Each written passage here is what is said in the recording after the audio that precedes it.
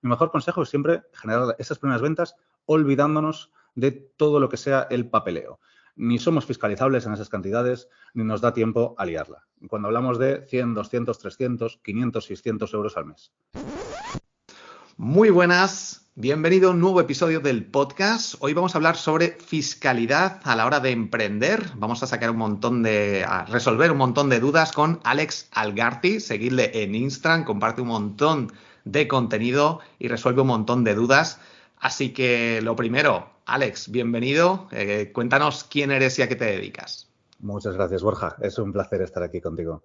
Bueno, pues me llamo Alex Algarci y además de asesor fiscal podría añadir que soy especialista en fiscalidad internacional, que es una rama que está todavía bastante poquito explotada. Seguramente muchas de las preguntas tengan que ver con la fiscalidad nacional, no tanto internacional. Intentaremos resolver la gran mayoría de ellas y bueno, intentar abrir las miras también a todas las posibilidades que nos ofrece la combinación de globalización con digitalización, que eso es lo que hace que ahora la fiscalidad internacional, gente como yo, se la podamos traer un poquito a los pequeños emprendedores, que era algo que antaño era impensable. Vamos a intentar empezar desde el principio, desde ese posible emprendedor que tiene un trabajo por cuenta ajena, está trabajando en una empresa, pero quiere sacar un dinero extra, empezar a generar ciertos ingresos. ¿Qué es lo primero que debería hacer esa persona que no genera nada y que quiere empezar a generar 100 euros al mes porque quiere ofrecer un servicio, alguna consultoría, vender algún curso? ¿Y qué tendría que hacer y cuáles serían esas implicaciones legales? Bueno, lo primero, me quito un segundo el gorrito de asesor fiscal para decir algo que no debería decir en calidad de asesor fiscal, pero que creo de verdad que es el mejor consejo que puedo dar. Y es que lo primero que tiene que hacer un emprendedor que está empezando es vender, generar sus primeras ventas, salir al mercado, testear lo que quiera que venda y asegurarse de que el mercado lo demanda, lo requiere y que somos capaces de venderlo en el precio que más o menos nosotros tengamos estipulado. Hasta ese punto he visto un montón de emprendedores que se han comido la tarifa plana de autónomos por darse de alta demasiado pronto, que han pagado una gestoría para tener una venta en 3 meses, que han creado una SL y han tardado 6 meses en empezar a utilizarla con los gastos que eso implica. Entonces, mi mejor consejo es siempre generar esas primeras ventas olvidándonos de todo lo que sea el papeleo. Ni somos fiscalizables en esas cantidades, ni nos da tiempo a liarla. Cuando hablamos de 100, 200, 300, 500, 600 euros al mes. A partir de ese punto es donde tenemos que empezar a pensar en oficializar nuestra situación, lógicamente, cuando haya una mínima recurrencia. Y ahí, si acudes a la normativa de seguridad social, es decir, un autónomo, para empezar por el principio, tiene que darse de alta en 2 organismos, que esto es algo que muchas veces lleva a confusión. Pensamos que es darnos de alta como autónomo. Y no, hay que dar de alta la actividad en Hacienda, que es lo que nos va a obligar a tributar por IRPF, y por el otro lado nos damos de alta en lo que se llama en España el RETA, que es la cuota de autónomos. Vale, pues aunque la Seguridad Social dice que desde el primer euro tenemos que darnos de alta en ambas, la realidad es que el Tribunal Supremo ha dicho que hasta que no lleguemos al salario mínimo y lo que hagamos se pueda considerar una actividad recurrente, no tenemos que darnos de alta como autónomo, pero sin Hacienda.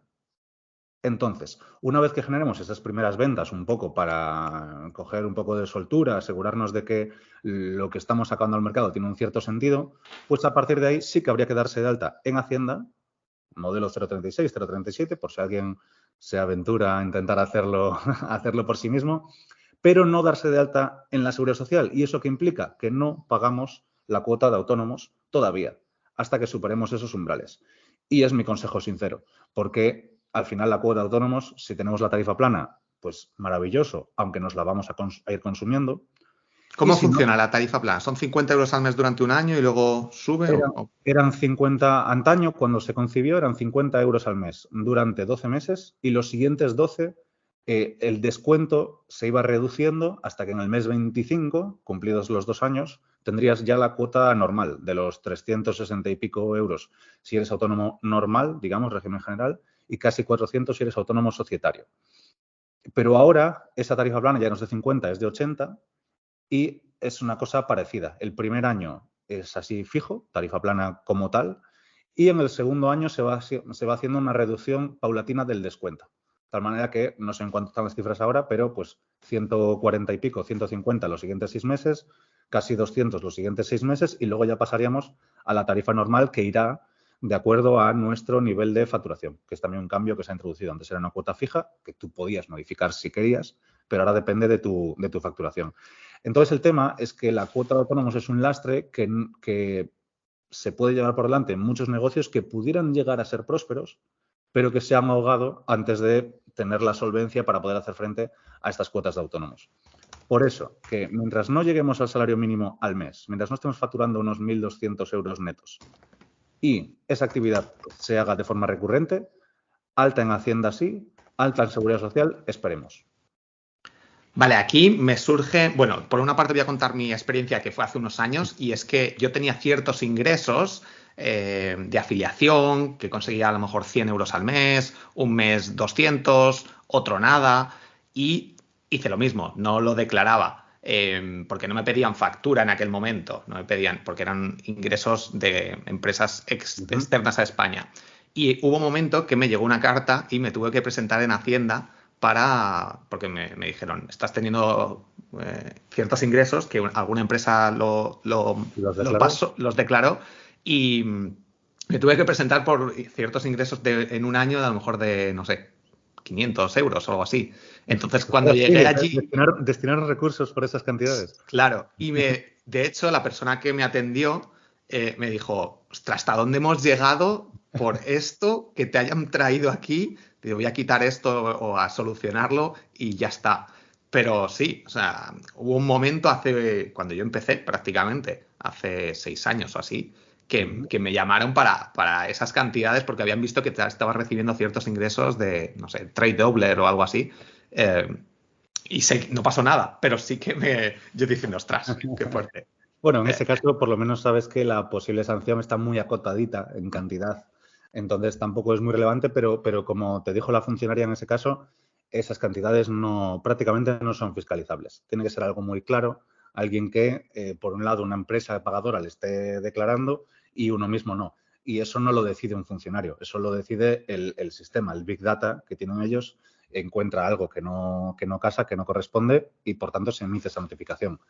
Pero vamos, que por debajo de 400, 500 euros, si se sostiene a largo plazo, sí, pero para dar esos primeros pasos, el primer, segundo, tercer mes, opinión sincera que no lo veo necesario, ni siquiera lo veo prudente, me atrevería a decir, a pesar de no ser lo correcto. Sí que pasadas esas cantidades, aún no dándonos de alta en el RETA, con la Seguridad Social, ya sí, ahí hay que declarar en IRPF, que es lo realmente relevante, donde técnicamente deberíamos pues declarar todos nuestros ingresos desde el primer euro. Vale, aquí me surgen dos cosas. Por una parte, el tema de las facturas, porque no estamos dados de alta. ¿Cómo vamos a generar esas facturas? Si tenemos que hacerlo de otra forma. No. Aquí sí que nos metemos en fraude como emites una factura sin estar dado de alta en el 036. Este consejo de fase 0, digamos, el de fase 1 sería alta en Hacienda sin Seguridad Social, sin la cuota. Pero en esa fase 0, de simplemente salir al mercado, evidentemente, o bien un caso como el tuyo, que recibimos ingresos de afiliación, recibimos ingresos de AdSense con YouTube o con lo que sea, o vendemos a particulares en B2C. Pero en el momento en el que nos enfoquemos al mercado de empresas, al B2B, van a requerir esa factura para que sea un gasto deducible y ahí sí que ya el alta en Hacienda es ineludible, digamos. Vale, ahí nos metemos en otras cosas. Así que sí. O sea, en caso de que nuestro negocio vaya dirigido a otros emprendedores o que vayan a requerir una factura, entonces sí que tenemos que estar dados de alta y tenemos que empezar a... Correcto. Vale. Con respecto al IRPF, ¿qué es el IRPF? Eso que le tengo que poner yo, bueno, yo no sé si lo hago del todo bien, no me han dicho nada en la gestoría, pero le pongo un menos 15% cuando es una empresa, un emprendedor, un autónomo aquí de España. Le pongo el IVA y luego le resto el IRPF. ¿Qué es eso? Pues el IRPF es el principal impuesto que tenemos las personas, que tenéis las personas físicas en España. Yo tengo el equivalente portugués en este caso. Pero no es otra cosa que el impuesto sobre la renta, el famoso que llega hasta tú estás en Andalucía, hasta el 48%. No, estoy en Madrid, Empadronado, bueno, hasta el 47%, entonces ganaste un punto porcentual. Entonces, ¿qué quiere decir esto? que, bueno, pues hay unos tramos hasta 20.000 euros, pagamos X porcentaje, hasta 20 y pico mil, un porcentaje más alto. Y así hasta que pasemos de 60.000, que ya llegamos a los tramos más altos cercanos al 50%, que, por ejemplo, en Cataluña o en Comunidad Valenciana es del 52 o 54%. Vale, pues esas retenciones que tú haces en las facturas, ese menos 15%, es, para entendernos, un pago a cuenta. El cliente te lo deja de pagar, es decir, tú tienes una factura de 100 euros más IVA, que son 121 euros, que es lo que deberías cobrar, pero cobras un 15% menos de esa cantidad porque el cliente que te paga a ti te lo retiene y al final del trimestre lo paga por ti.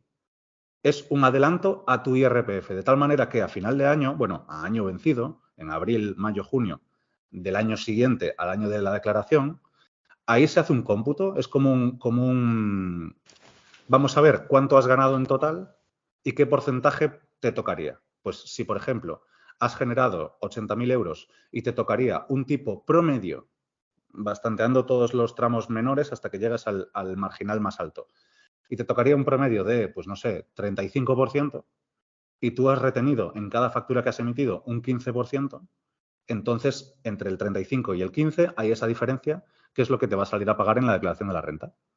Es como un adelanto paulatino. Eso tú porque facturas con retención, porque eres un profesional. Pero hay otro tipo de autónomos que no facturan con retención y, en cambio, lo que hacen es una trimestral en la que aportan un IRPF, normalmente cercano al 20%, y si luego, a final de año, lo que tú has ganado supera lo que implicaría pagar ese 20%, pues pagas la diferencia. Entonces, funciona como un sistema de pagos a cuenta que se regulariza a final de año. A veces podemos estar aportando de más, muchas otras veces de menos. Eso con lo que respecta al IRPF, rentas del trabajo, ¿vale? Porque también es muy importante hacer una distinción aquí, y es que el IRPF en realidad son dos impuestos en uno. Está este, que es el que todo el mundo conoce, el de las rentas del trabajo, donde facturamos, donde va la facturación que generamos como autónomos, donde van los ingresos por alquileres también. Son estos tramos que van desde el 19% hasta el 54%, en el caso de la comunidad más gravosa en este sentido, que es la Comunidad Valenciana. Pero luego hay otra rama del impuesto, que es la renta del ahorro. Y esa lleva unos tipos impositivos diferentes. Ya no va del 19 al 50 y pico, va del 19 al 28%. Y antes de 2020 era del 19 al 23%. Lo más que fueras a pagar era un 23%, ahora un 28%.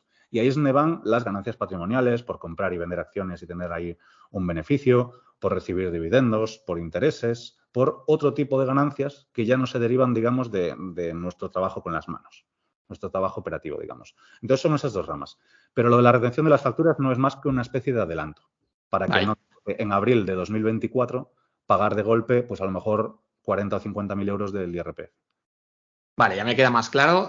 Yo me lo imagino como le voy a hacer un descuento al cliente y así me olvido de los impuestos.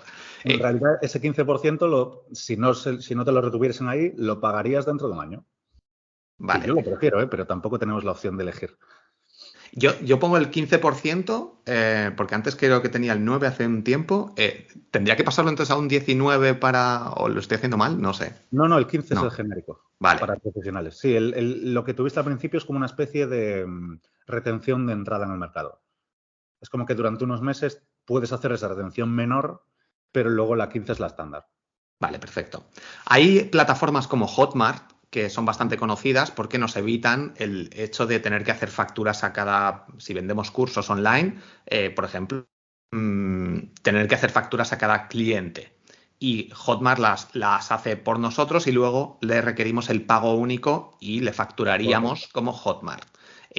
Aunque no sé cómo funciona exactamente, pues lo estuvimos hablando de hecho en la comunidad el otro día, que parece ser que lo hacen cada 3 meses o te pasan factura. A mí no, yo cuando se la pido me la pasan. No sé creo que tiene un límite máximo, pero lo normal es que sea cuando tú se la pides. Tengo muchos clientes que trabajan con Hotmart y normalmente retienen ahí el dinero hasta que ellos quieren. Sí, yo lo hago así también. Entonces luego les hago una factura. Entonces, para empezar, podría ser una opción usar una plataforma a vender cursos que se lleven su 10%, ir acumulando ahí dinero y llegar a un momento que digas, tengo 2.000 euros y veo que estoy generando, ahora me voy a dar de alta de autónomo y voy a empezar a facturar y ya les puedo hacer la factura a Hotmart y cobrarlo. Correcto. Correcto. Es muy viable y de hecho tiene todo el sentido del mundo, pero te subo incluso un poquito la apuesta. Y es que lo que podemos hacer son altas start and stop, que le llamo yo. Y es decir, vale, pues si mi trabajo a lo mejor es estacional, porque trabajo a través de Hotmart, porque me dedico a hacer lanzamientos y hago uno cada X meses. Y luego simplemente le doy servicio a esa comunidad que he generado o lo que sea. Vale, pues en ese caso, efectivamente, Hotmart puede estar generando ventas durante todo el periodo que sea y tú solamente darte de alta para rescatar ese dinero y poder emitir esa factura. De tal modo que, pues, en IRPF vas a pagar lo mismo, porque al final es una cuestión que depende de la cantidad que tú acabes recibiendo, no tanto del tiempo que estés de alta, pero el autónomos sí que es una cosa que me doy de alta, pago autónomos en proporción a los días que estoy de alta y luego me doy de baja de nuevo. Y podemos hacer esto 3 veces en el año. Vale, eso suena interesante, pero a lo mejor un poco engorroso. ¿Se puede hacer esto online? ¿Cómo se Se puede. puede? ¿Tienes que ir? Con el certificado digital lo puedes hacer directamente en la sede electrónica de la Seguridad Social. Vale, Pero un apunte con un error que veo mucho y de mucha gente que se deja mucho dinero sobre la mesa. Si es la primera vez que nos damos de alta como autónomos, no nos demos de baja hasta terminar la tarifa plana. Porque si te das de alta un día y la pides y te das de baja, ya no la tienes más. La te siguiente va a quitan. ser de 300 y pico euros. Vale, muy importante. El alta y baja por estacionalidad se puede hacer cuando ya tenemos una cuota normal. Si tenemos la tarifa plana, aguantamos y una vez nos demos de alta, nos quedamos 2 años. Vale, perfecto. Tema IVA por países.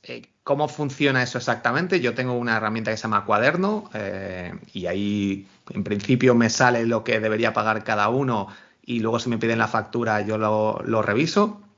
Pero hay aplicaciones como Holded o creo que en factura directa también lo hacen, que si alguien te compra desde Francia, desde Reino Unido o desde fuera, entiendo que es de fuera de España, de Europa, ya es distinto, no tienes que cobrar el IVA ni el IRPF. Depende. Vale, pues cuéntanos un poquito esto del IVA que va por países, cómo Vale. se gestiona y cómo. Hay fiscalistas que solo se dedican su vida entera a estudiar el IVA, para que entendamos que es un impuesto con una cierta complejidad y que si yo siempre respondo a todo con depende, el IVA es donde más dependes hay. Hay un montón de factores que influyen en si algo lleva IVA, si está exento, si no está exento, sino no sujeto y qué implicaciones tiene eso. Pero no voy a romperle la cabeza aquí a la audiencia con tecnicismos. Lo único que voy a decir es, cuando vendemos en España, sea lo que sea, lleva IVA. Si vendemos a un consumidor final, se lo come con patatas y si se lo vendemos a una empresa, se lo va a desgravar. ¿Vale? Porque hay muchos nuevos emprendedores que sienten que ese IVA es un pago. Y es como, no, lo vas a compensar después. Vale, eso dentro de las fronteras del país donde estamos dados de alta. Ahora bien, ¿y cuando ampliamos estas fronteras fuera del país? Bueno, pues aquí de nuevo va a influir si lo que vendemos es producto físico o si es servicio. Y si quien nos compra es particular o es profesional. Por eso digo que es un gran depende y voy a intentar de corazón que queden todos los escenarios dibujados. Entonces, si lo que vendemos es producto físico, cuando se lo vendemos desde España a empresas fuera de España, pero dentro de la Unión Europea, lo que se consideraría una transacción intracomunitaria, entonces, si le vendemos a empresas, no lleva IVA. Bueno, técnicamente es una cosa que se llama inversión del sujeto pasivo, pero que sí que lleva IVA, pero a nuestros efectos prácticos como si no lo llevase. Si son 100 euros, son 100 euros la transacción y no hay más euros involucrados. Pero si siendo producto físico, vendiendo dentro de la Unión Europea, pero fuera de España, en lugar de vender a un profesional, le vendo a un particular, entonces llevará el IVA de destino. Si genero ventas en Francia, IVA de Francia. Si genero ventas en Bélgica, IVA de Bélgica. Si genero ventas en Hungría, el IVA de Hungría. Hay unos mínimos de 10.000 euros por país. Por debajo de esto no tengo que meterme en camisas de 11 varas, pero sí que cada país con el que superemos más de 10.000 euros de transacciones tendremos que devengar el IVA del país en cuestión. Y tú me dirás, ostras, ¿necesito una gestoría en Hungría? Bueno, no, la Unión Europea proporciona sistemas muy malos y muy insoportables y muy poco cómodos, pero te permite lo que se llama la ventanilla única de IVA y, bueno, te das de alta ahí y digamos que es más sencillo de gestionar todo este IVA por países. Recap rápido. Si vendemos producto físico, en Europa, si es a profesionales, no lleva IVA y si es a particulares, sí lleva IVA. Vale. Si vendemos fuera de España, Directamente, fuera de Europa, perdón, directamente nos olvidamos del tema del IVA. Es un IVA que deberá pagar el comprador cuando importe aquel producto en su país de origen.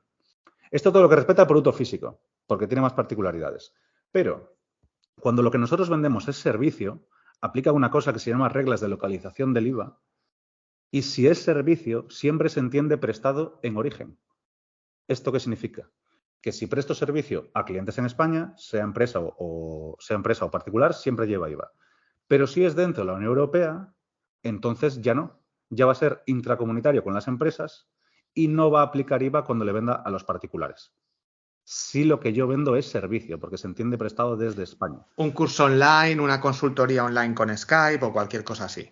Has dicho, es que justo ahí quería llegar porque ahí es donde está todo, ahí es donde está toda la chicha y el quid de la cuestión. Has puesto 2 ejemplos y uno de ellos lleva IVA y otro no. Y me dirás, ¿cómo se come eso? Si he dicho una consultoría y un curso online. Vale. Una consultoría está claro que es un servicio, porque involucra nuestro tiempo, nuestro esfuerzo, nuestra dedicación de forma clara y directa. Entonces, en ese caso es servicio. Pero un infoproducto lleva la palabra producto dentro. Entonces, ¿eso cómo se articula? ¿Se considera producto físico a efectos de IVA o se considera un servicio? Bueno, pues aquí la Unión Europea ha introducido en 2021 unas directivas para el comercio electrónico que especifican cómo se traduce esto. Que en el mundo real no se especificó nada, pero los tribunales, en base a esa normativa, interpretándola, sí. Que bueno, esto es una queja mía que tengo con la legislación de que siempre hace falta esperar a que lleguemos a juicios para empezar a saber en qué se traduce esa normativa. Pero lo que han dicho es que si una venta de un infoproducto es algo completamente pasivo, si yo entro en tu web, me gusta la página de ventas, me convences, entro por el embudo, cojo un lead magnet, lo que sea, pero te acabo comprando una formación y tú de lo único que te enteras es de que ha crecido tu lista de email y tu cuenta bancaria, entonces eso es un infoproducto. Si yo me lo consumo sin tu intervención. Pero en el momento en el que tú intervienes con unas sesiones grupales, una comunidad, con soporte, con una consultoría al final, con lo que quiera que involucre tu tiempo de forma directa, entonces eso que vendemos pasa de ser producto a efectos de IVA a ser servicio a efectos de IVA. Y con eso podemos conseguir que la venta esté exenta de IVA. Me pasa con muchos clientes que le digo, oye, añádele un extra a tu producto. No solo vas a poder cobrar un poquito más de ticket, sino que te vas a coger un 21% de todo de tu PVP y lo vas a considerar margen, en lugar de hacerlo desaparecer. Si tienes 100.000 euros, en vez de 81.000 estás teniendo 100.000 euros. Solo por añadir una pieza a aquello que se vende. Vale, eso hay que hacerlo desde el primer momento, entiendo. ¿No hay que llegar a los 10.000 euros o me he perdido ahí un poco? No, el tema de los 10.000 euros es, afecta de esta misma manera. Entonces, si no vas a llegar a 10.000 euros por país, te da igual. Lo que generes dentro de España siempre va a llevar IVA, ¿eh? Pero sea producto o sea servicio. Pero lo que vendas fuera de España es lo que tiene este límite que si no llegas a 10.000 en ese país no tienes que vender con el IVA de ese país.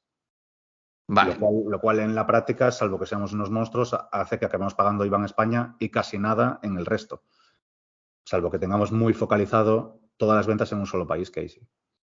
Vale, perfecto.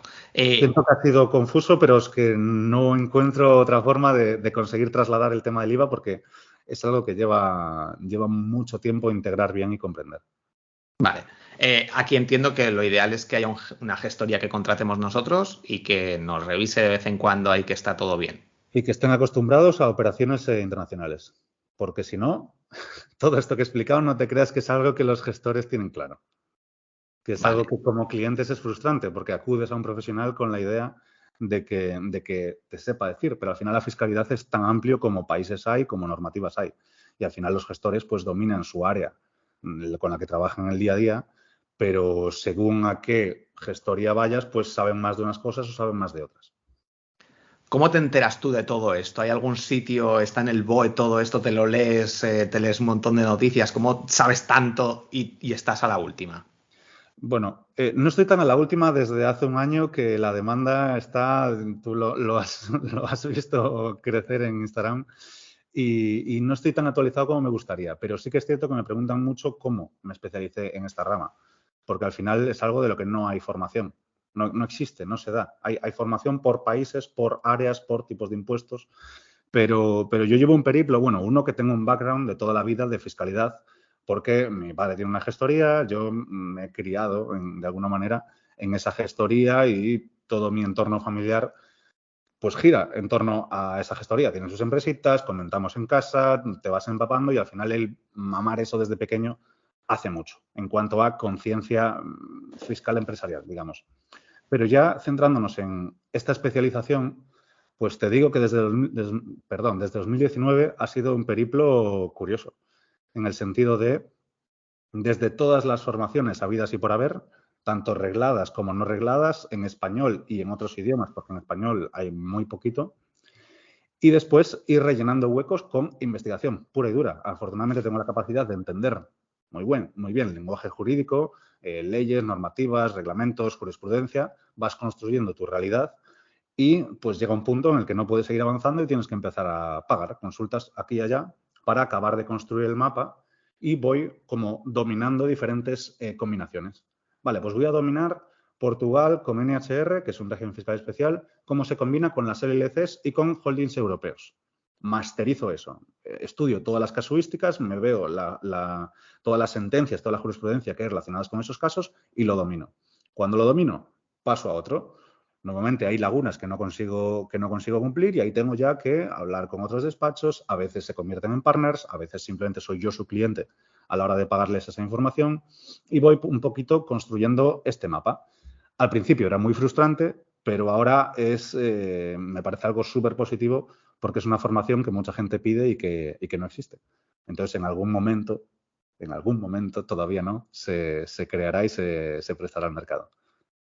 Vale, ahora mismo si alguien, te iba a preguntar al final, pero si alguien necesita de tus servicios, consulta, porque entiendo que cada caso somos muchos los emprendedores online que tenemos algún curso, tenemos una comunidad, cobramos por consultorías online y nos pueden comprar de Sudamérica, alguien que está en el Reino Unido, de España, entonces creo que cada vez hay más gente, ¿no? Y el tema de Portugal que ahora tocaremos. ¿Cómo pueden contratarte? ¿Te pueden contratar? ¿Cómo pueden localizarte? Preguntarte. Sí, fundamentalmente yo trabajo con consultoría previa, siempre es la vía de entrada al servicio.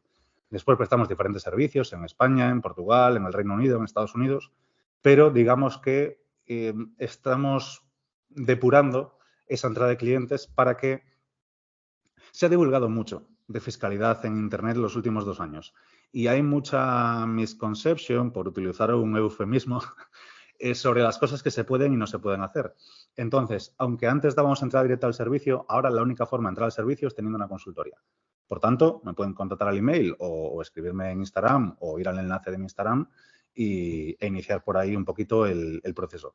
Pero ya no me siento cómodo, digamos, cogiendo clientes directamente para servicio. Por ejemplo, las famosas LLCs se ha hablado mucho y hay clientes que pues dicen, no, yo quiero una LLC y voy a hacer esto, esto y esto.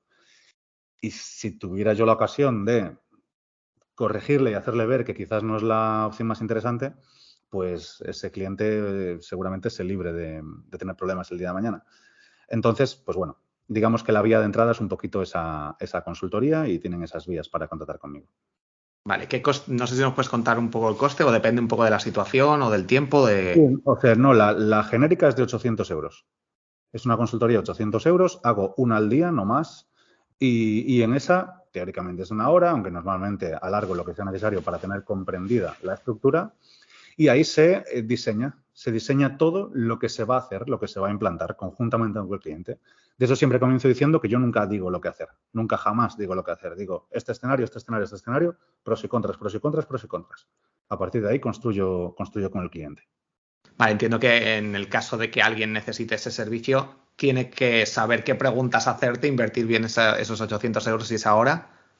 Ya le da en el formulario que se les propone a la hora de formalizarla, ya hay una serie de preguntas que me ayudan a mí a saber cuáles son los puntos clave de su estrategia. Entonces, se le ocurran o no se le ocurran a él, yo llevo predefinidas las líneas de actuación porque al final hacemos tantas que llega un punto en el que se empiezan a repetir los casos. Entonces, a lo mejor con 4 o 5 estrategias cubres al 80 o 90% de los clientes. Entonces ya sabes qué duda le va a surgir, sabes qué problema va a tener, sabes cuál es el punto clave para que le salga bien una determinada estrategia, etcétera, etcétera. Vale, entiendo que te has planteado a lo mejor en algún momento escribir un libro o hacer un curso con todo esto, pero como cambia tan rápido, a lo mejor no lo ves factible o... No, sí que me lo he planteado. Tengo, tengo dos problemas, o sea, un problema con cada una de esas dos cuestiones que llegarán en su momento. Empiezo por el libro porque acabo antes, y es que a mí me interesan demasiados temas y la simple idea de escribir unos cuantos cientos de páginas de una sola materia se me hace cuesta arriba, y siento que como mi rama se entremezcla tanto con la geopolítica, con la socioeconomía, es como que empezaría a tocar palos que todavía no quiero tocar, en los que no me quiero mojar demasiado. Entonces el libro sí que llegará, ya me han hecho alguna propuesta, pero de momento tampoco tengo el tiempo que requeriría darle foco a escribir un libro, aunque en agosto, por ejemplo, pues típico mes en el que a lo mejor puedes hacer un shift mental y dedicar ese foco al libro, pero bueno, de momento yo como negocio soy un bebé todavía, o sea que con calmiña, que diríamos en Galicia. Y después, por la rama de la formación, sin duda es algo muy goloso porque al final lo bueno de mi sector es que se traduce directamente en dinero. Y eso hace muy sencillo cobrar tickets mucho más altos cuando tienes la autoridad y la credibilidad con el cliente. ¿Qué pasa? Que lo que hablábamos antes, hay muy poco acceso al conocimiento estructurado de la manera en la que yo lo tengo. Entonces, todavía no tengo interés en compartirlo, digamos. Es una cosa que aplico en servicio con mis clientes, pero que si yo hiciera una formación como me imagino que la haría, con una dedicación absoluta, a mí me encanta la didáctica, me encanta además lo académico, yo soy más de estudiar que de actuar, a pesar de todo, por gusto y por creo que habilidades o aptitudes. Pues digamos que sería una formación que generaría clones míos capaces de hacer lo que hago yo, en buena parte. Le faltarían los contactos y le faltarían según qué cosas, pero digamos que estratégicamente, en el mejor de mis sueños, que pudiera facturar a lo mejor 1.000.000 de euros en un lanzamiento, que ya sería una locura, siento que ni siquiera en ese escenario tan positivo me compensaría de momento, todavía. De aquí a un añito, pues iremos viendo que van saliendo muchas novias para embudos, para lanzamientos y demás. Llegará el que me convenza al final.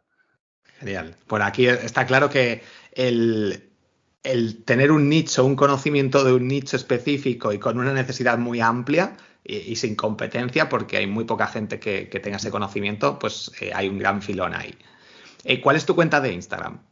Alex_Algarci. Vale, lo pondré en las notas del programa y si no, si buscan. Y ya ves que soy el tío que menos contenido crea del mundo. Pero haces, por ejemplo, hay veces que haces stories y respondes un montón de Todo, dudas que son oro puro. todo mi foco es en preguntas en stories. Antes de continuar con, bueno, ya hemos empezado a emprender, hemos generado nuestros primeros ingresos, nos hemos dado de alta en uno de los lados de autónomo y luego la cuota. Estamos ya generando ingresos, llevamos 2 años y medio, 3 años. ¿Cuál es el siguiente paso? Nos hemos tenido que ir antes de hacer esto a Portugal si estamos en España. Tenemos que crear una LLC que se habla mucho con Stripe Atlas, por ejemplo, en Delaware. ¿En qué momento tenemos que dar el salto a hacer estos cambios? O yo, por ejemplo, disfruto mucho de España, que voy mucho al sur, estoy por Madrid también, y no quiero mudarme. Entonces, aquí hay una parte de pagar más por disfrutar de tu país. Así es. ¿O cómo funciona? ¿Nos vamos a Andorra? Así es. Bueno, la evolución natural a la antigua usanza, en el antiguo régimen, como le llamo yo, bajo las líneas del Código Tributario Español, como se ha hecho toda la vida y como te diría un gestor cualquiera de la calle, es, oye, pues empiezas de esta manera, que hemos comentado, luego ya te das de alta como autónomo de plenos derechos y cuando tu negocio crece y ya tienes un mínimo de estructura, pues ya creas la SL.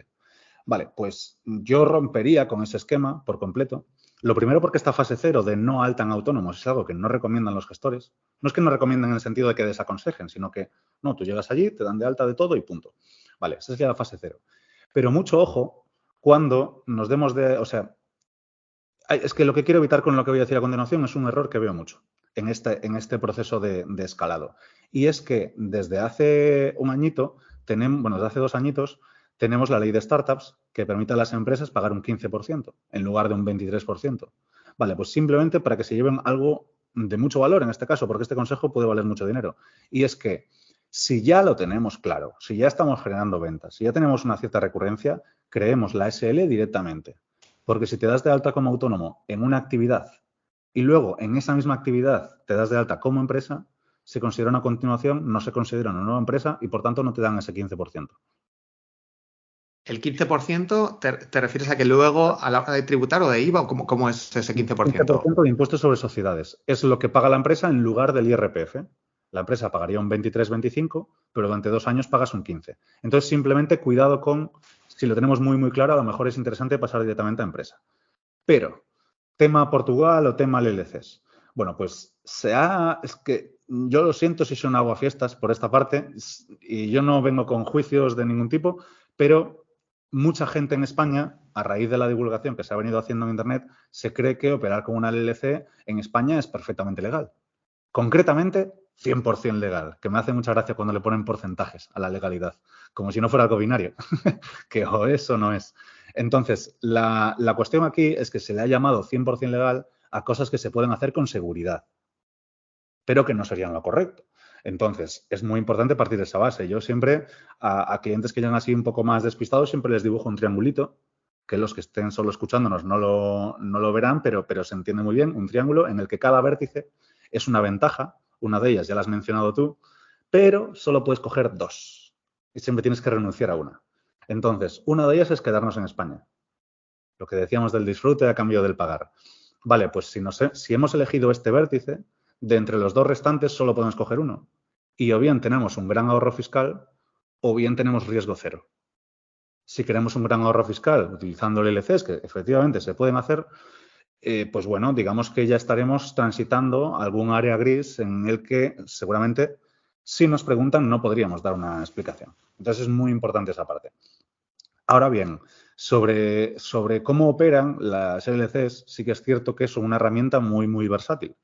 Y es muy versátil por 2 motivos. La crees con Stripe Atlas o la crees donde sea. Entonces, se ha dicho tantas cosas que en 2 minutos voy a aterrizar muy bien los 2 conceptos que están haciendo que las LLCs triunfen tanto hoy en día. Y son, por un lado, la rama fiscal y, por otro lado, la rama de privacidad. Entonces, la rama fiscal, se ha dicho, las LLCs no pagan impuestos. Bueno, el significado de las letras LLC es Limited Liability Company. O sea, empresa de responsabilidad limitada.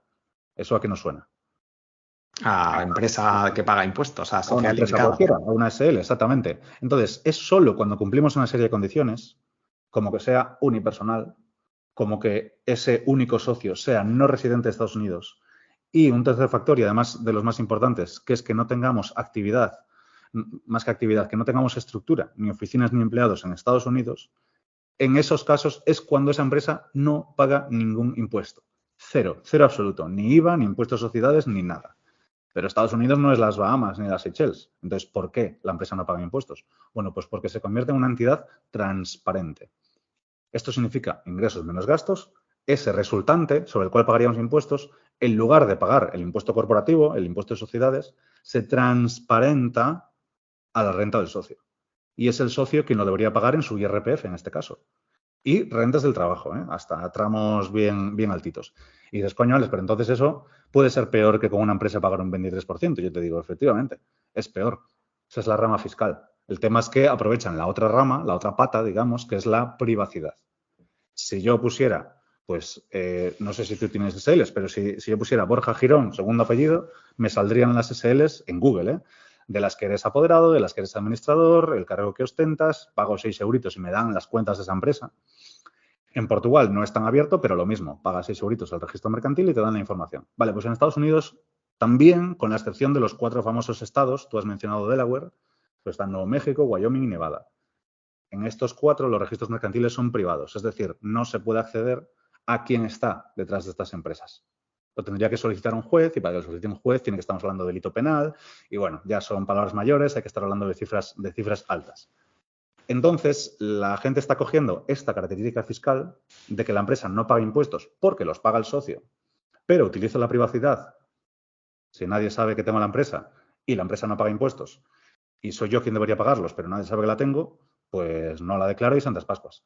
Pero esto es incorrecto, sin juicios, pero es incorrecto. Y a lo que voy, a lo que sí que me interesaría decir es que la privacidad se compone de muchas más patas que esa que acabo de explicar. Y sin ánimo de asustar a nadie, yo creo que Hacienda en los próximos años se va a poner bastante las botas. Porque está llegando mucha gente que ha hecho muchas cositas. Tú mencionabas que has hecho tú solo tus declaraciones al principio.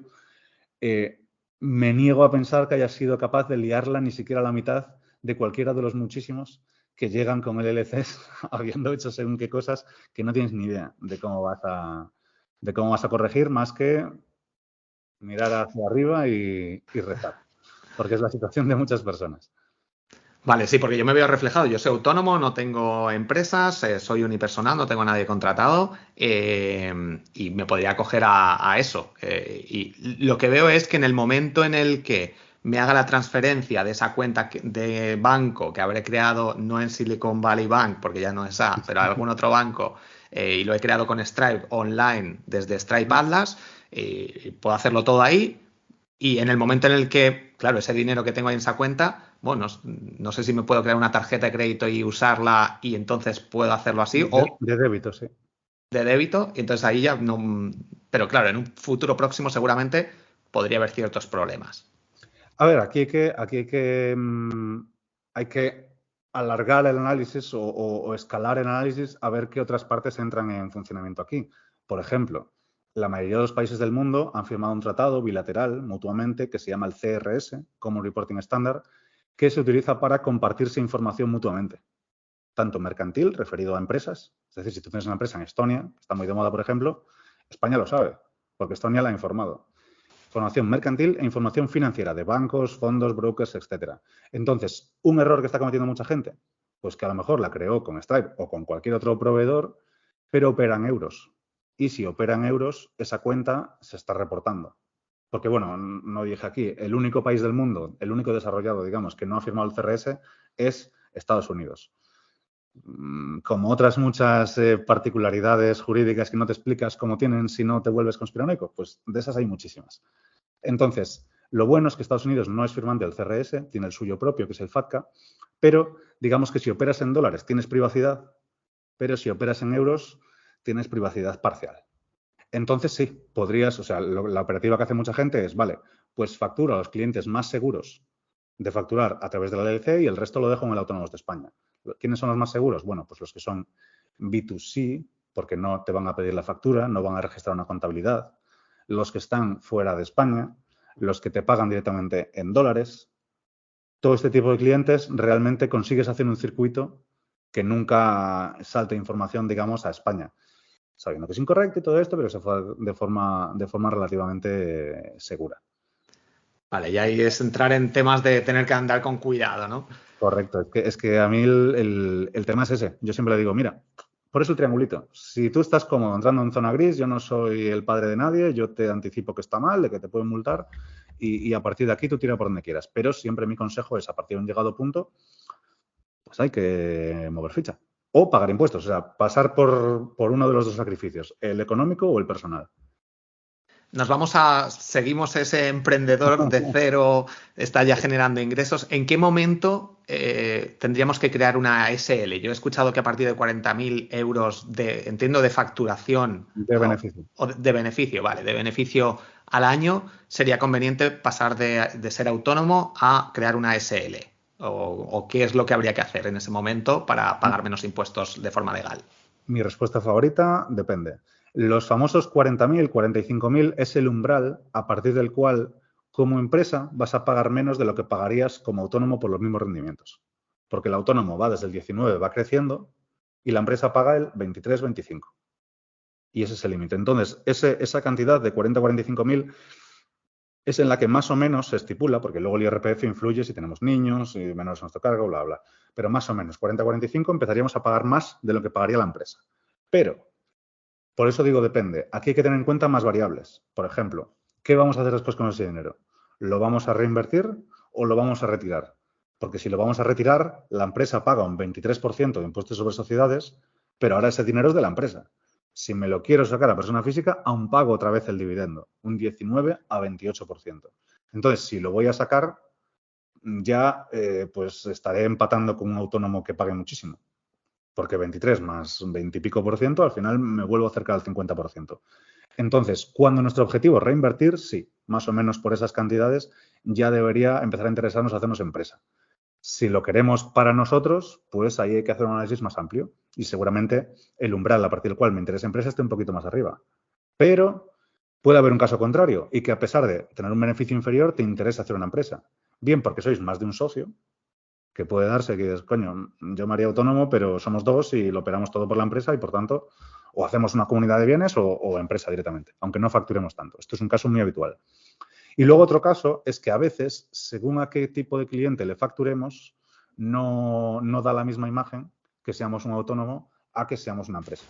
Si prestamos servicios para una multinacional o si nos presentamos a licitaciones públicas, todo este tipo de temas, pues tiene más sentido, digamos, ser una empresa. O, un último factor, cuando nos dedicamos a una actividad de cierto riesgo que puede implicar que asumamos una cierta responsabilidad.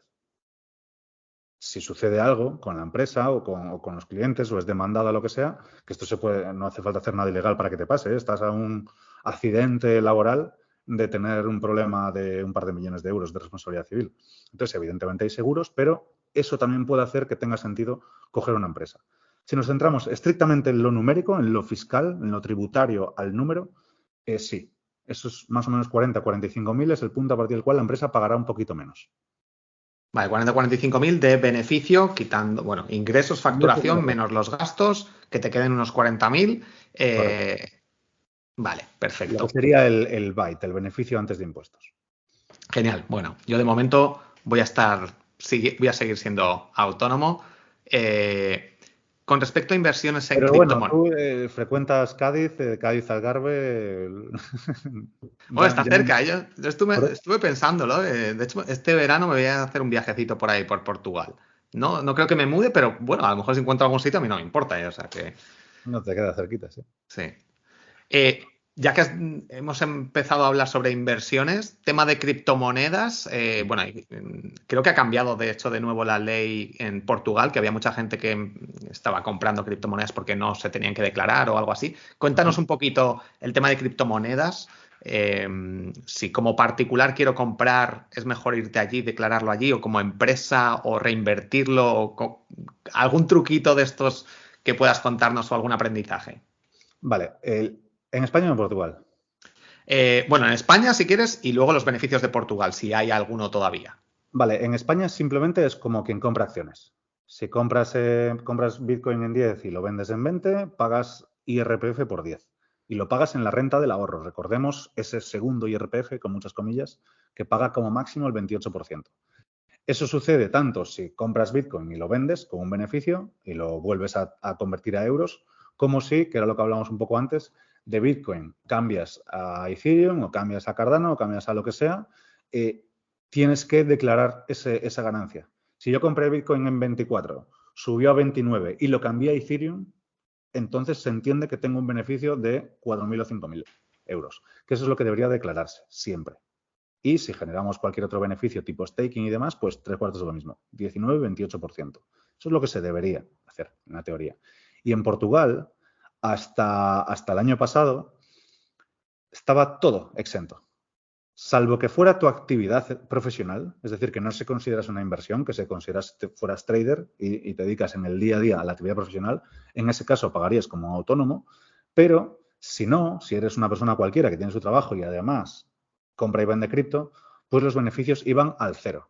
Los de la compra-venta con beneficios, los del staking, los de yield farming, los de que tú quisieras, cualquier beneficio proveniente de cripto estaba exento.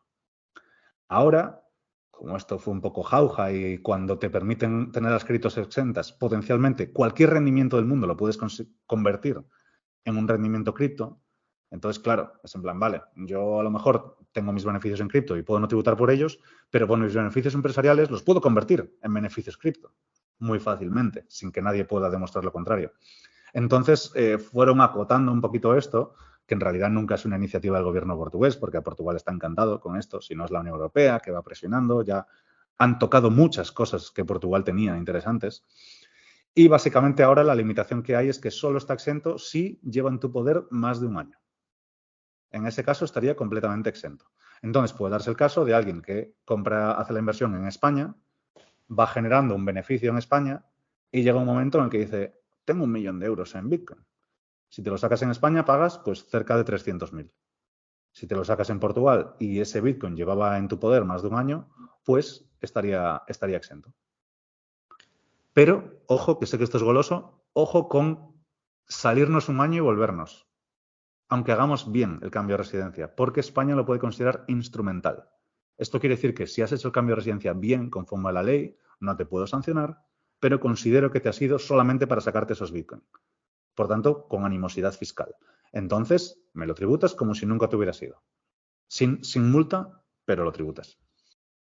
Vale, entonces en ese caso entiendo que un poco depende de la situación. Lo que habrá que hacer es, me voy, me hago residente, me saco el empadronamiento en Portugal, hablo con un gestor para gestionar todo esto, o con el banco o como sea, transfiero y tengo que estar allí residiendo, porque si vuelvo luego me van a pillar. Mínimo 2 añitos y a partir de 3 ya no te va a decir nadie nada. En el sentido de que hagas un cambio solamente con ese fin fiscal. Vale, y a la hora de ser autónomo, yo, por ejemplo, ¿por qué me podría venir bien en la actualidad irme a Portugal? ¿Pago menos cuando soy autónomo, cuando soy SL? ¿En qué momento? Pues de ahí parte una confusión muy habitual, y es que muchos creen que como se habla de Portugal como un país atractivo por impuestos, bueno, lo primero que no tiene nada de atractivo, es más infierno fiscal que en España todavía, al menos en lo que respecta solo a IRPF. Pero a los extranjeros nos dan un régimen fiscal especial que si lo podemos aprovechar es muy interesante. Igual que España, ojo, que España también tiene su NHR, que estamos todo el día con el NHR en la boca, pero España tiene la ley Beckham, que es muy similar. Requisitos más estrictos, beneficios un poco menos laxos, pero en esencia también se puede vivir en España de esta manera. Entonces, el NHR lo que tiene es que hace interesante Portugal para vivir, pero no para crear nuestra empresa. Entonces, en fiscalidad internacional es mucho más valioso el cómo se combinan las jurisdicciones que el coger una y mudarme ahí, tener la empresa ahí, tener las cuentas bancarias ahí. Eso, si lo hacemos en Andorra, puede tener sentido, pero en Portugal puedes hacerlo y tributarás el 20%, no más de ahí. Pero si lo vehiculizas en forma de empresa, y esto es perfectamente legal, entonces puedes tributar al 20% por una parte de tus rendimientos relacionados con la labor que tú efectivamente desempeñas, que se lo puedes facturar a tu empresa, igual que en España. Tienes una SL, le facturas tu trabajo a la SL o te lo pones en nómina, es fiscalmente neutro, y después bebes también del beneficio de la empresa. Tienes 2 vías, la de tu salario y la de tus beneficios en la empresa, digamos. Vale, pues en Portugal ese salario iría al 20 y esos beneficios irían al 0 si es que la empresa no es portuguesa y es de fuera de Portugal. Aquí hay un montón de factores que entran en consideración, pero el esquema básico es ese. Tributamos, pues a lo mejor, pues 2.000 euros al mes, tributamos el 20% y todo lo demás nos viene al 0% en forma de dividendos. Vale, o sea, en mi caso, lo que más o menos posiblemente me podría compensar es crear una SL, irme aquí en España, irme Una a LLC. Portugal, Si te vas a Portugal, haz una una LLC. LLC, una LLC en Estados Unidos, en Delaware, Sí, por ejemplo. sí, correcto. Sí, a mí no me gusta tanto Delaware por una cuestión reputacional, que tiene un poco ya la familla de que se utiliza para cosas un poco más oscuras. Entonces me suele gustar más Wyoming o Nuevo México, pero sí, en esencia es lo mismo y a efectos prácticos no te cambia nada. Y para hacer eso, entiendo que ya no sería Stripe Atlas, que es la que yo conozco. Habría otras páginas, te la No, crees. hay infinitas. Crear una LLC realmente no tiene nada. Te la haces por 500 euros y santas pascuas. Nosotros damos el servicio, pero no tiene nada que ver con eso. Es decir, nosotros damos un servicio paquetizado de consultoría estratégica con el vehículo, que es la LLC, con todo el compliance, con todo lo que es el papeleo de la empresa y con soporte y acompañamiento. Pero lo que es crear una LLC es una cosa muy económica y que está al alcance de casi cualquiera. Con que tengas claras unas cuantas dinámicas de, vale, tengo que cumplir esta condición, esta condición, esta condición. Más allá de eso, es algo muy sencillo de poner en práctica. Vale, después del viaje este que haga por Portugal, lo valoraré. Bueno, vamos a ir terminando. Enamora, a mí el Algarve es una zona que me gusta mucho, ¿eh? De hecho, ahora posiblemente pueda empezar a moverme más y a lo mejor me voy un poquito para el sur, que los inviernos por aquí arriba son fresquetes. Y yo soy Genial. transtropical, creo que debería haber nacido en República Dominicana. A mí me encanta también el buen tiempo, el sol, la playa. Por eso paso largas temporadas por Cádiz. Lo dice tu color de piel. A la hora de comprar una casa o un coche, si somos autónomos, si somos empresas o como particulares, ¿cómo podemos disfrutar de una casa o un coche, por ejemplo, en la playa, de forma legal y pagando menos impuestos? ¿Hay alguna opción por ahí? Cuanto más, o sea, los inmuebles es uno de los tipos de inversiones más difíciles de eludir. ¿Por qué? Te pongo un ejemplo. Yo tengo una estructura súper optimizada en Portugal. Mi tipo real promedio de impuestos baja del 5%, el total. Pero por los inmuebles que tengo en España, sigo tributando en España. Un 19%. Entonces, el tema de los inmuebles es que aunque tú te muevas, siempre tributan allí donde están. Mucho más si somos del propio país, si somos de España. Entonces, salvo con la única excepción de que un inmueble que tenemos lo vayamos a destinar a alquiler de larga duración, que entonces tenemos una serie de reducciones fuertes en renta que permiten que no en la práctica paguemos pues muy poquito sobre esos rendimientos. Salvo esa contada excepción, lo ideal es siempre meterlo todo en una sociedad patrimonial. Porque al meterlo en una sociedad patrimonial vamos a poder asumir muchos más gastos que van a ser deducibles que no lo serían en nuestro caso. Entonces, de esa manera vamos a bajar la base imponible. Si tenemos los mismos ingresos, porque nos da igual que el piso lo alquile yo a que lo alquile mi empresa, los ingresos son los mismos, pero los gastos son muchísimos más. Y eso nos permite acabar tributando. Los gastos son los mismos, quiero decir, pero los que me permiten deducir del ingreso son muchos más. Entonces, de esa manera, pues vamos a acabar teniendo una base imponible un poquito más bajita sobre la que vamos a pagar un alquiler un poquito más bajito.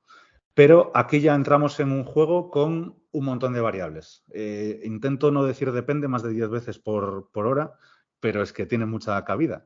Entonces, te pongo un ejemplo. Tú eres una empresa, eres un negocio. Entonces, generas una serie de rendimientos por los que pagas pues, un IRPF generoso.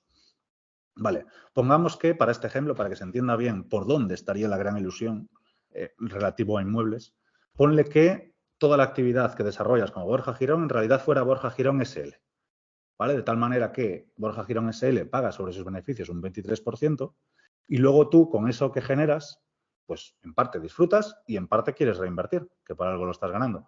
Vale, pues si Borja Girón genera X y gastas la mitad y la otra mitad, que sean, me lo invento, 100.000 euros, y los quieres meter en un piso, para que esa SL acabe comprando un piso en otra sociedad patrimonial, tiene que, esta generó el beneficio, ahora hay 100.000 euros ahí, que tienen que salir a Borja Girón, de la SL a Borja Girón, persona física, pagar unos 25.000, con lo cual ya quedan 75, y ahora tienes 75 para invertir en el piso, en lugar de 100.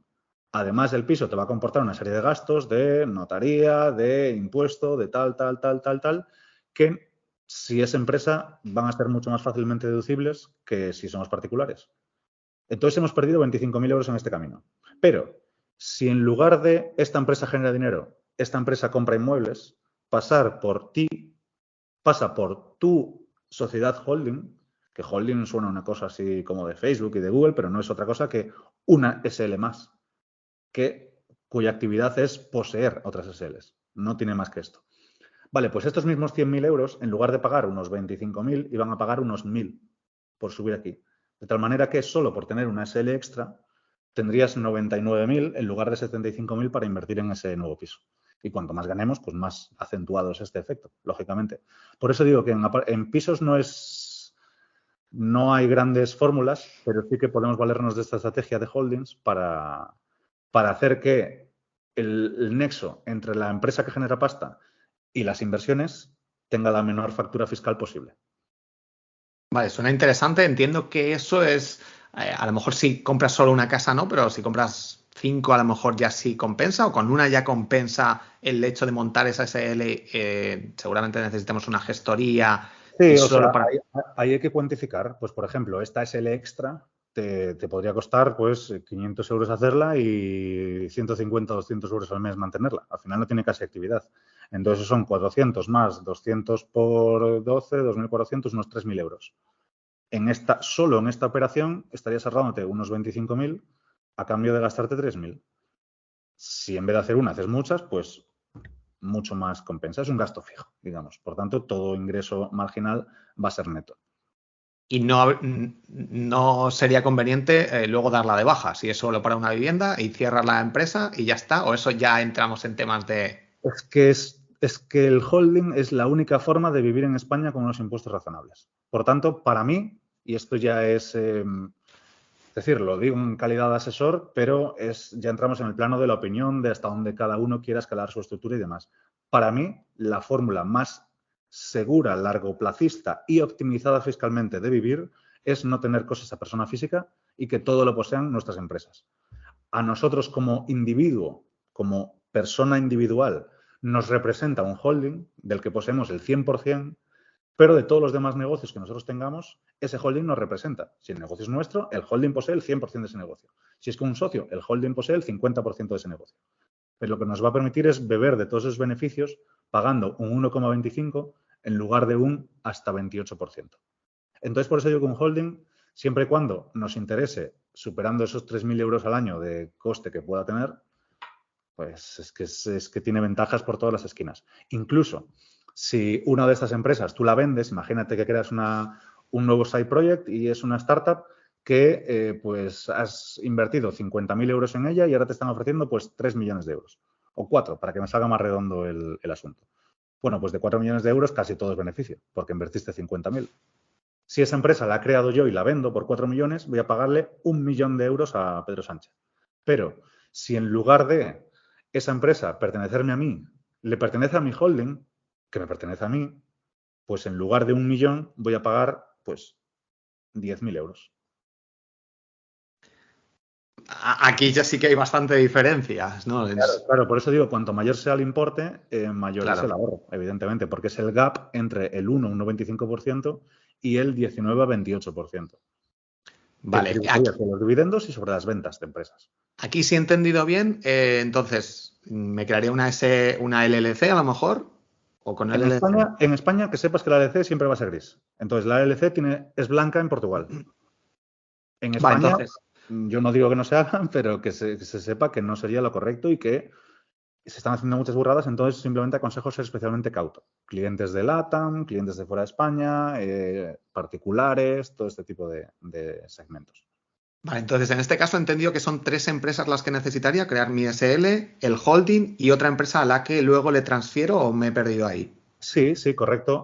La que genera negocio paga su impuesto de sociedades, solo que luego no se paga prácticamente nada por subir al holding el dividendo, porque es propietaria. Por tanto, un propietario bebe de estos beneficios y luego los redistribuye aquí. A esa otra empresa que hemos creado también. O sea, tendríamos Correcto. que tener 2 empresas, el holding, y a la hora de comprar una vivienda o tener otros beneficios, podemos transferirlo al holding, a la empresa. Correcto, correcto. Y esta, que es la que tiene pisos, cada año a lo mejor compramos uno con los beneficios de esta, pues a lo mejor acaba teniendo pues 8 pisos y los tenemos en alquiler y ya está. Y eso es una empresa en sí misma que genera de nuevo sus beneficios que también podrán subir al holding, si es que nosotros queremos, al 1,25%. De tal manera que el holding siempre puede recibir dinero con una factura fiscal ínfima y destinarlo a que nosotros nos dé la gana. Y luego ya entramos en otros factores, como que un holding, cuando posee diferentes empresas, su labor es el management estratégico de todas ellas. Entonces ya empieza a justificar que el coche, que antes necesitamos pagar IRPF por él y después comernos el IVA, pues ya podamos meterlo en la empresa, porque ya tiene sentido. La casa ya no está a nuestro nombre, sino que le pertenece a esta empresa de aquí abajo, la patrimonial, y se lo alquilamos al precio que nosotros más o menos, dentro de unos márgenes lógicos, nos dé la gana, con lo cual no necesitamos tributar tanto a nivel personal para pagar ese alquiler, porque ya es menor. Entonces, el juego y la rueda empieza a rodar y ya nos acercamos a todos esos ricos de los que la gente habla que no pagan impuestos, que efectivamente se pagan muy poquitos o en muchos casos ninguno. Vale, yo aquí lo que veo es que, claro, teniendo estos trucos fiscales, entre comillas, que utilizan las grandes empresas y que podemos utilizar también nosotros, estamos haciendo muchas veces el tonto y pagando un montón de impuestos y no tendríamos por qué hacerlo sabiendo un poquito de esto. A ver, el tonto no, pero hay que pagar sanidad y carreteras. Bueno, si fuera todo destinado a eso, pero Sí, mira, claro, ahí hasta yo pagaría contento, pero como sabemos que... claro, o sea, es que es eso, al final si vemos las partidas, vemos que, de hecho, ayer tuvimos un evento dentro de la comunidad de emprendedores y había una funcionaria que nos dijo, si supierais El gasto absurdo. El gasto absurdo que tenemos, dónde se va el dinero, es que te llevas las manos a la cabeza. Dices, no puede ser que se esté perdiendo o invirtiendo este dinero que se pierde y que es Yo un es que dinero tengo de mucho todos. contacto con todos estos ámbitos y te das cuenta que simplemente es mentira. Para empezar, cada gasto loco y extra que se hace en un país como España, que ya es deficitario, es decir, que ya gasta más de lo que ingresa, toda esa diferencia es déficit extra. Es decir, no está saliendo de nuestros impuestos, está saliendo de deuda que pagarán nuestros hijos. Entonces, todo una enorme pantomima. Y yo he dicho, mira, estáis inflando el globo, eso tiene pinta de que va a explotar, yo me salgo, yo he avisado, yo no he firmado ningún contrato con España, yo me quedo fuera y que pase lo que tenga que pasar. Al final, el que tiene que ver por Estás ahí los en la suyos, barrera. Cuando nos claro, explota a todos, si yo no me voy, claro, estás ahí exactamente. dentro. Yo no quiero que me pille, ya sin entrar en juicios morales, en debates ideológicos. Es una cosa que matemáticamente va a explotar, tardará más, tardará menos. A mí no quiero que me pille. Vale, ya para terminar, el tema, yo hago la facturación trimestralmente, yo utilizo la aplicación Cuaderno, pero está Holded, que también está muy bien, factura directa para bueno, hacer un poco la gestión del IVA y que no nos volvamos tan locos, yo lo tengo sincronizado con Stripe y con PayPal. Funciona muy bien. Sí. Vale, entonces tenemos que presentar a mi gestor, la gestoría, que de hecho yo cuando empecé dije, voy a hacerlo yo por mi cuenta, fue un gran error, no lo recomiendo a nadie. Todos los valientes decís lo mismo. En otros países no, ¿eh? En Portugal, por ejemplo, seguramente habrías sido capaz tú solo. Vale, Pero bueno. Yo como aprendizaje digo, desde el principio contratas a un gestor, yo pago 50 euros al mes y Sí, bueno, pues este está muy tipo de bien. cosas. Y entonces tenemos que facturar trimestralmente, cada 3 meses. Tenemos que presentar, bueno, yo le mando las facturas, los gastos y si hay devoluciones también y ellos me lo presentan, le digo perfecto, me lo aprueban y me lo envían. Exacto. Es como funciona, ¿no? En la mayoría de los casos, en los emprendedores, los autónomos, las empresas Incluso es empresas también. distinto, las empresas también. Es decir, bueno, es muy parecido. Tú como autónomo pagas, por un lado, el 0,30. O sea, tú tienes que pagar IRPF e IVA, básicamente. Entonces está el modelo 130 en el que pagas IRPF. Normalmente es un porcentaje según la actividad en la que estemos, o si en todas tus facturas emites retención, pues ya te evitas hacer este modelo. Pero porque ya estás reteniendo el 15% en cada una en lugar de pagar un 20% al final del trimestre. Pero digamos que esas dos cosas son la misma. Son dos formatos hacia la misma cosa, según el tipo de actividad en la que estemos dados de alta. Y luego está el tema del IVA, que es el modelo 303, en el cual, pues, si he vendido 100.000 euros con IVA y he soportado 50.000 euros con IVA, pues neteamos y pagaré la diferencia, porque habré repercutido más del IVA del que he soportado. Entonces, esa diferencia es la que pago trimestralmente. Vale, una cosa ya para terminar. Aquí has dicho repercutido, devengado. Toda esta jerga está hecha adrede para que no nos enteremos Yo tengo la de las teoría de que sí. palabras. Yo tengo la teoría sincera de que sí. Porque el lenguaje fiscal no es nada complejo al lado del lenguaje jurídico, por ejemplo. No el lenguaje a nivel de léxico y de terminología, sino a nivel de las construcciones gramaticales. Ya son, a lo mejor hay un párrafo así, hay una coma. Y dices, es que no consigo saber a qué se refiere cada oración, digamos, que si fuera en el cole analizar eso sería imposible, ¿no? Oración compuesta copulativa y diré, pues no puedo, es demasiado grande. Pues sí, yo creo que hay un componente de ininteligibilidad voluntaria en todo esto. Porque hay Estados Unidos, por ejemplo, que me diréis, coño, es un país grande y complejo. Vale, pues en Estados Unidos cualquier persona se puede hacer sus impuestos. Es muy sencillo, es muy accesible y no es como en Europa que prácticamente relacionamos negocio con gestoría. Es decir, me atrevería a decir que más del 99% de las empresas y autónomos de alta en España tienen una gestoría. Porque es que si no es imposible. Posible no, pero casi imposible. Entonces, para mí esto es algo que no debería suceder, porque entonces conviertes la asesoría en una utility, en el sentido de que es necesario pasar por ahí. Igual que es necesario pagar 400 euros por constituir una empresa, cuando en el Reino Unido te vale 10 libras, por ejemplo. Son como organismos privados que te obligan a los que te obligan a recurrir para interpretar lo que dice el sistema. Y esto es algo que, bajo mi punto de vista, no debería suceder, pero sucede y si no, no existiría ni yo, ni existirían los notarios, ni los registradores, ni los procuradores. Habría un ecosistema enorme que no existiría. Y bajo mi punto de vista, no deberíamos existir. Pero somos una consecuencia de esa no sé cómo decirlo, pero esa dificultad normativa. O sea que se puede simplificar todo mucho, lo que pasa que, claro, ha ido creciendo la burbuja y hay tanta gente ahí metida que empezar a simplificar implica bueno, quitar un montón de puestos que no El mismo serían motivo por el que no necesarios. modificamos las pensiones, o el mismo motivo por el que no reducimos el número de funcionarios.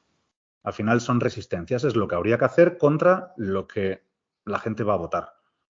Entonces, por eso digo que yo no lo veo claro. Alex, muchísimas gracias. Llevamos 1 hora y 10, madre mía. Se me ha pasado volando toda esta información que nos has compartido en abierto. Muchísimas gracias por ser tan transparente, por explicarlo de una forma tan sencilla, independientemente de esas palabras ahí que se nos van en muchas ocasiones. De nuevo, dinos dónde podemos encontrarte, si alguien quiere más información, hacerte preguntas, contratarte o lo que sea, ¿dónde pueden encontrarte? Yo creo que con que acudan a mi Instagram, Alex_Algarci, ya ahí van a encontrar mi correo, el enlace para contratar consultorías, me pueden mandar mensajes privados y con bastante frecuencia, pues ya ves tú, que mi única actividad es en Stories, que aprovechen. Que aprovechen porque entre eso y la consultoría, pues a veces se resuelven muchas dudas. Genial, Alex. Muchísimas gracias. Y nada, nos vemos por Instagram y por redes sociales y por ahí. Así que nada, un fuerte abrazo y nada, estamos en contacto. Muchas gracias, Borja. Un fuerte abrazo y muchas gracias por la invitación.